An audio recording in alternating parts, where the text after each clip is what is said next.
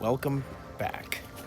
So, those of you that watch both channels, you saw the live video that I did on Monday. And, well, you know that I can't get back into there until, I think it's Wednesday the parts are supposed to be here, Thursday? I don't know, I'd have to look at the tracking information again, but I'm here for a couple days. So, as I said, we have identified some flaws in this vehicle and we're going to address those. The biggest one being the transfer case is toast. When I got it, I took it off-road that one day that you guys saw in the video, and low range is pretty well not usable.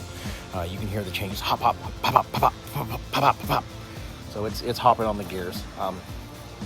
I guess that could be a shift fork. Probably a loose chain would be my guess. And then when we took it out, and we didn't go do any wheeling, we went to play with things. And I'm kind of a man-child, and we passed this giant mud hole on the way out, and I went, screw it.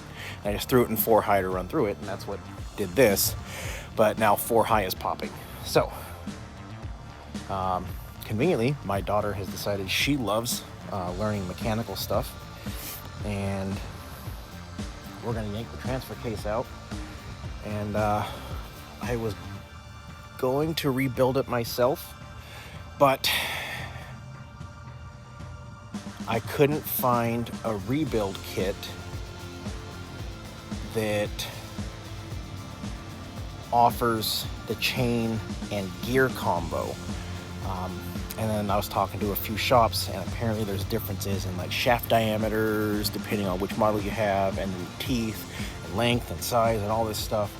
And while I am mechanically inclined, I have never done that, and I'm trying to get this done, all of this done before Friday.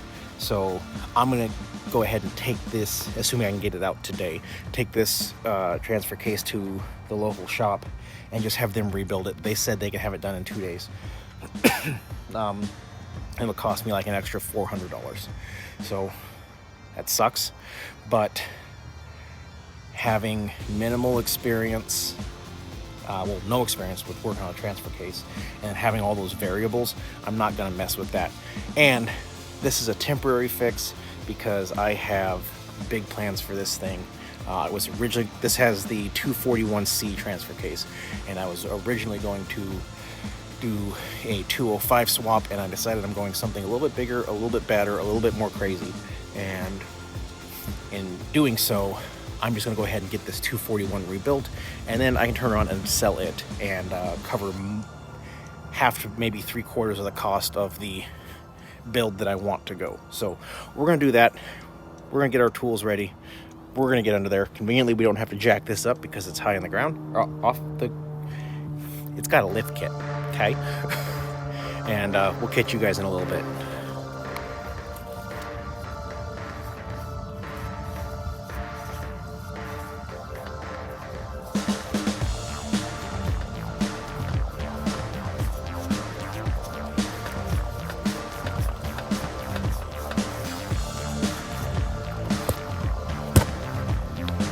Well, what was going to be remove the transfer case has quickly turned into a whole lot of other things. So I crawled underneath there, and I noticed the front drive shaft was rubbing on the cross member a little bit. There's a little bit of a gap in there now, but I'm thinking that under the load of being in 4-wheel drive and having it apply that torque to the differential, it's causing it to hit. So I'm gonna fab up a spacer as like a test thing, see if that works, see if that resolves the issue, and if that does, great. But then I also noticed some weird stuff coming out of the front end, which I still haven't figured out. Everything looks normal, everything is fine, nothing is broken, nothing is sheared off, nothing is worn down, damaged, any of that. So we're still in the discovery phase. But we're going to try this little fabricated spacer, see if that fixes it. Okay, so we got it all put back together, and great news. Check this out.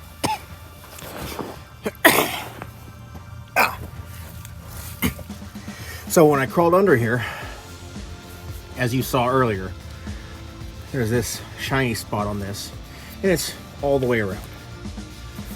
Well, that kind of made me question the transfer case. But then we were having issues with the front differential, and it turns out that's just the linkage is sloppy in the transfer case. Easy day, no problem. I can deal with that. Mainly because this transfer case is going away in a little while, but I really didn't want to spend the money to repair this one right now, knowing that I'm probably going to end up taking it back out in a few months, because I want to do an Atlas case with like a 4-to-1 or a 6-to-1 low range. And the reason for that is from the factory, these came with 324 gears. So I assumed that's what this had. At which point I figured going to a 410 or a 456 gear ratio would be fine. But upon further investigation,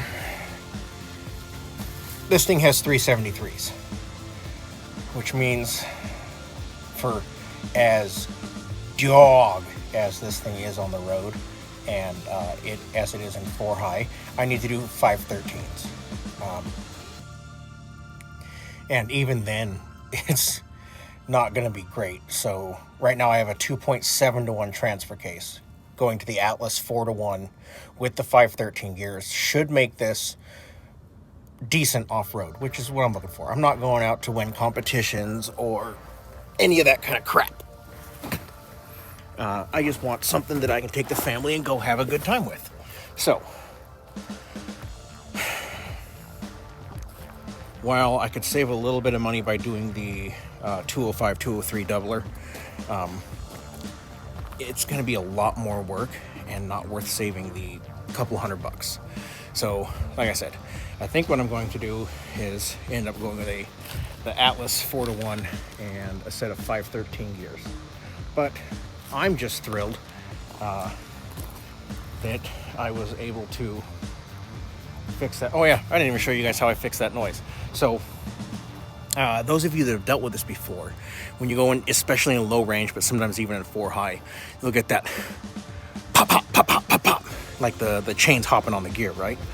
So I just assumed my transfer case was toast, but then I saw that shiny spot, and all I did was take a couple slats of steel and make a little tiny spacer for the transmission mount for the cross member, and I threw her in 4 low and conducted several tests. Don't tell the wife. And no more noise. So that's all it was. Anyway, a little bit of a backyard fix, I suppose. Now, I've been saying that I was going to show you guys what I had done to the Viper truck. So I figure since this wound up not being anywhere near the video that I thought it was going to be, we'll go ahead and do that right now. So I'll see you guys in just a second. All right, so as you can see, there's the tips, and then it comes back up and over the axle and comes all the way up here to where my head is, and then it carries on into that Dr. Gas X pipe where it splits back apart. There's that X pipe again. There's the Cook's catalytic converters that I got, and Bellinger long tube headers. Clearly I ran over something. Awesome. Anyway, that's the entire exhaust system front to back. All right, so that's that. Like I said, when I started this project, I had every intention of showing you guys the removal and rebuild and reinstall of the transfer case. I was able to fix it for $0, and after troubleshooting, it took me about 10 minutes to make it. Just found some junk steel I had laying around and cut off a couple little pieces and slid them in there, and problem solved. So, sorry. Anyway, kind of a shorter video, but goes to show that, you know, it's not always what you think it is, you know what I mean? I was dead set. I'm ripping that transfer case apart. I'm spending between $600 and $1,000 to get all the parts and, you know, whatever, get everything fixed. And calmed down and slowly approached everything, and I ended up $0. And, you know, I think I've been out here for probably 3 hours, but I think it's worth $1,000. Anyway, that's gonna do it for this one. No idea what the next project's gonna be. Probably the front and rear differential. I know how to do that, but I'm not real well versed in the backlash and pinion depth and everything. So let's see if I can get a buddy to come over and give me a hand. Because like I said, I'm all about learning and doing things myself. I've taught myself this far. Well, I had a lot of help from my dad when I was younger. But, you know, I never went to ASE school or any of that. This is all just stuff I've learned along the way. So, get a hand from him and get all that taken care of tomorrow. Working on that. Fluids, front to back, filters, all that goodness. And we'll get that other part put in Thursday. I know that's going to make a mess, so I really don't want to wash it right now because I know I'm going to make a huge mess getting that other part installed on Thursday. So probably wait and wash it then, and then hopefully back on the road Friday. That's going to do it for this one. I'll catch you guys later. Have a good day.